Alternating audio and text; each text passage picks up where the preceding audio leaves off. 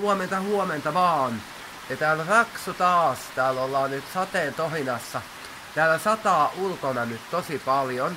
Tuntuu, että täällä niinku tulee joku raivokkaas sadekuuro.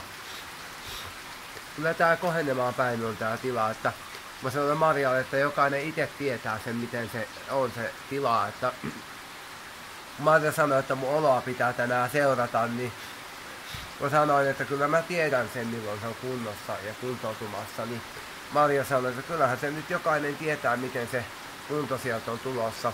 Eihän Marja ole mikään tietoniekka, ja Marja ei tiedä mun puolesta näitä asioita, vaan se, että minä tiedän sen, että mikä mun kunto on.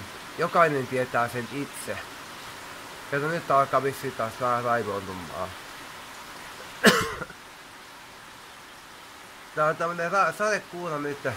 Se lupasi, että jos 10 aikaa pitäisi sataa, mutta se satokin nyt se taas tulee kovemmaksi.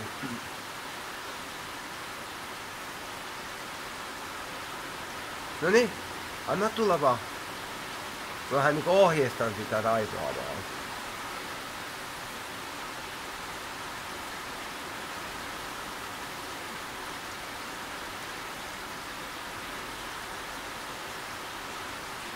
Täällä on nyt joku sadeilma. Päijät-Hämeessä sataa.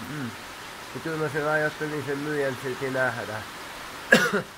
Mä ajattelin sen myyjän kyllä silti nähdä, että mä menen siihen Lanttilaan kahville, niin minä on sitten sateen suojassa.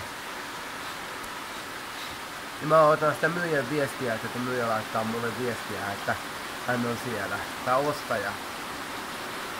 Sitten kun se JPL-kaiuttimen vaihtaja on siellä, niin hän laittaa mulle, mutta minä sitten menen sinne häntä vastaan. Noniin.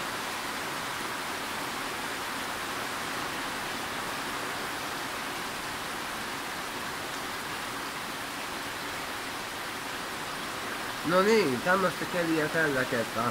Päijät-Hämeessä sataa ja aukeaa olan takaa.